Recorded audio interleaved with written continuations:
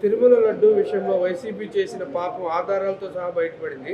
అయినా వారు దాన్ని ఒప్పుకోకుండా సమర్థించుకోవడమే మీ అభిప్రాయం? వాళ్ళందరూ వైసీపీలో ఉండేటటువంటి జగన్మోహన్ రెడ్డి నుండి వైవి సుబ్బారెడ్డి, కరుణాకర్ రెడ్డి చాలా దుర్మార్గులండి. వాళ్ళు చేసిన తప్పును ఒప్పుకోరు, ఆ తప్పు మీద తప్పు చేస్తూనే ఉంటారు. వాళ్ళకి పశ్చాత్తాపం అనేది లేదు. అనేక సందర్భాల్లో మనం అవన్నీ కూడా బయటపడ్డాయి. 11 సీట్లకు దిగజారిపోయినా కూడా ఇంకా వాళ్ళకి బుద్ధి రావడం లేదు. మహా అపచారానికి పాల్పడ్డారు. ఇది క్షమించరానేటువంటి మహా అపచారం. దేవాది దేవుడు కఠినంగా వారికి శిక్షిస్తాడనేటువంటి విశ్వాసం మాకు ఉన్నదండి. జగన్ రెడ్డి ముఖ్యమంత్రి అయిన నాటి నుండి హిందూ మతంపై, దేవాలయాలపై అనేక దాడులు జరిగాయి. తాజాగా లడ్డూ కల్తీ లాంటి మహాఘోరం బయటపడింది. జగన్ రెడ్డి ప్రమేయం లేకుండానే ఇవన్నీ జరిగాయని మీరు అనుకుంటున్నారా? ఖచ్చితంగా జగన్మోహన్ రెడ్డి కనుసన్నల్లోనే ఇవన్నీ జరిగాయండి.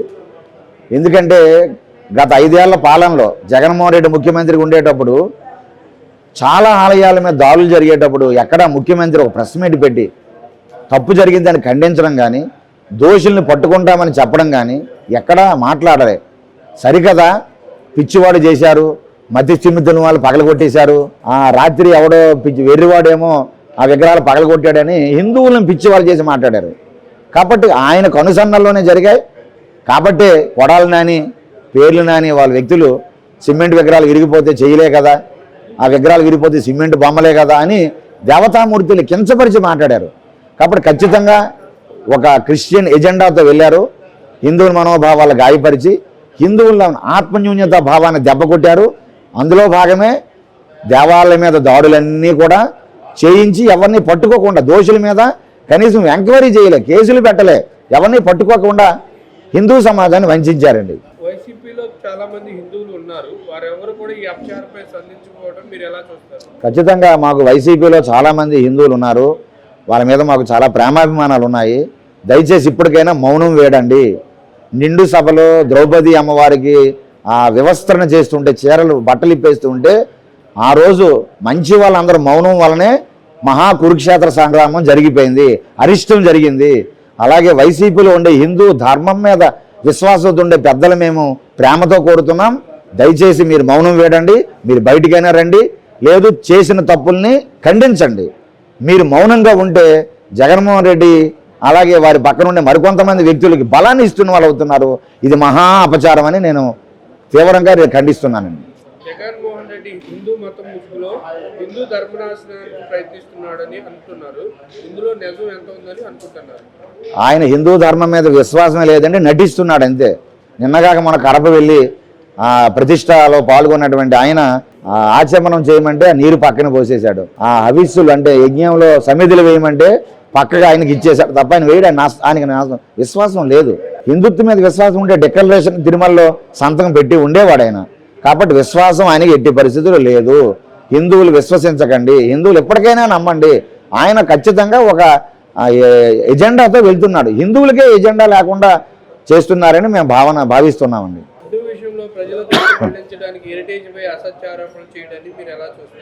పుచ్చకాయల దొంగ అంటే భుజాలు తోడుకునే పరిస్థితి వచ్చింది.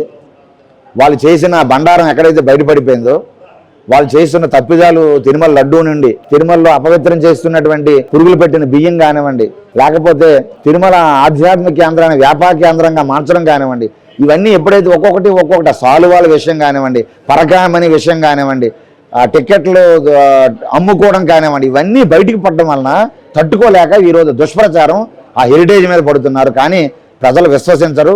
ఆ హెరిటేజ్ ఎంత సేవ చేస్తున్నారు. హెరిటేజ్ ఫుడ్స్, హెరిటేజ్ ద్వారా ఈరోజు లక్షలాది మంది ఉపాధిని పొందుతూ వాళ్ళందరూ కూడా ఆనందంగా ఉన్నారు. ఎవరు కూడా ఈ మాయ మాటలు నమ్మడం లేదు. ఖచ్చితంగా సిట్ రిపోర్ట్ ఆధారంగా దోషుల్ని ఎంతటి వాళ్ళైనా క్షమించొద్దని, ఆ వైసీపీ కాలంలో జరిగినటువంటి ఈ దురాగతాన్ని ఖండిస్తూ వారికి కఠినమైన శిక్షలు పడాలని, అలాగే భవిష్యత్తులో ఆలయాల మీద ఇలాంటి దుశ్చర్యలు పాల్పడుతున్న వ్యక్తులు ఎంతటి వాళ్ళైనా క్షమించకుండా కఠినమైన చట్టాలు చేయాలని, అలాగే రేపు ఈ మహా అపచారం ఏదైతే జగన్మోహన్ రెడ్డి పాలనలో జరిగిందో దీనికి నివృత్తిగా ఒక ప్రాయశ్చిత్త కార్యక్రమాన్ని కూడా చేపట్టాలని, వెంకటేశ్వర స్వామి ఆగ్రహానికి గురి అయింది ఈ రాష్ట్రము. ఎందుకంటే కల్తీ లడ్డూలు తినిపించారు వైసీపీ పెద్దలు.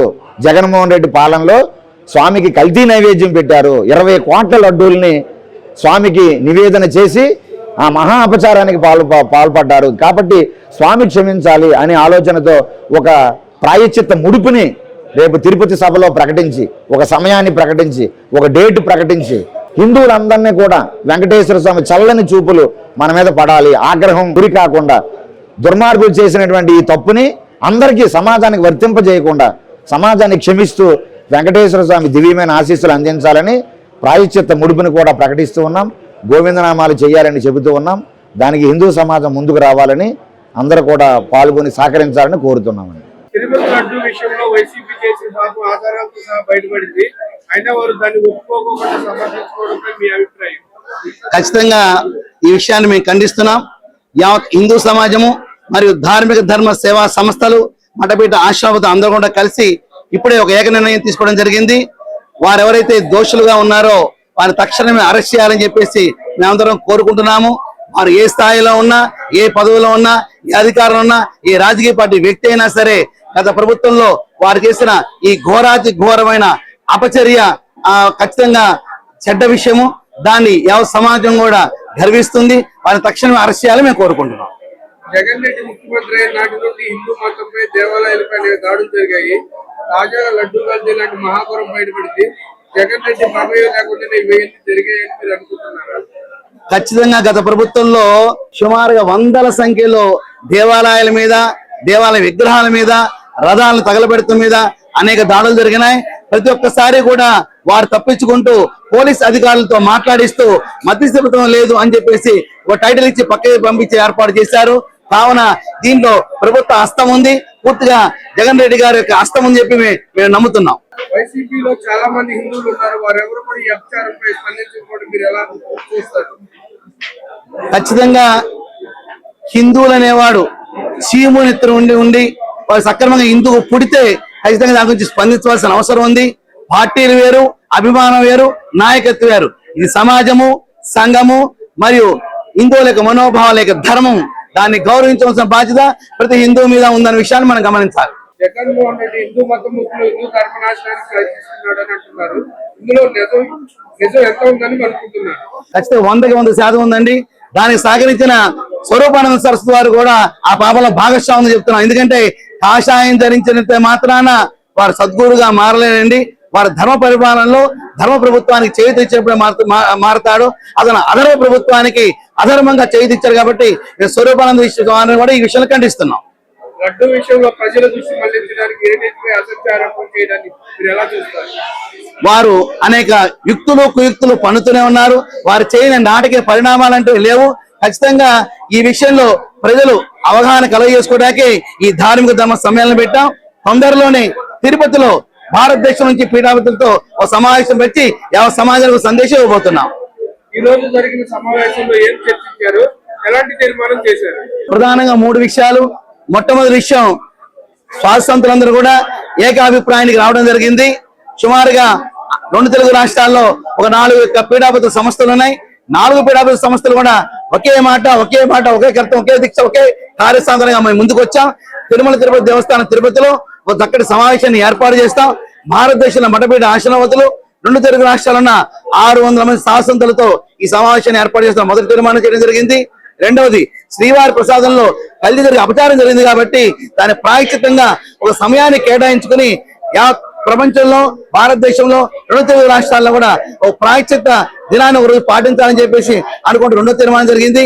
3వ విషయం అంటే గోవిందులతో పోల్చుకున్నాం కాబట్టి తిరుమల తిరుపతి దేవస్థాన కేంద్రంగా ఈసారి తొందరలో రాబోయే రోజుల్లో నీ యొక్క పాలు కానీ ఎక్కడ కొనకుండా స్వయం ఉత్పత్తిగా గోశాలను పెంచాలని, లక్షల గోవుల్ని ఏర్పాటు చేసుకోవాలని శ్రీవాణి ట్రస్ట్ ద్వారా 10,000 టికెట్ తీసుకుని దర్శనం ఎలా ఇచ్చామో ఒక గోవునికి దత్తత తీసుకుంటే కనుక అతను దర్శనం ఇస్తామని ఏర్పాటు చేస్తే లక్షల గోవులు, లక్షల మంది భక్తులు ముందుకు వస్తారు.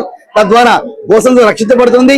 చక్కటి గో క్షీరముతో, గో నెయ్యితో స్వామివారి కైంకర్యాలు జరుగుతాయని చెప్పేసి ఈ 3 నిర్ణయం తీసుకోవడం జరిగింది. Please subscribe to Leo news for more videos.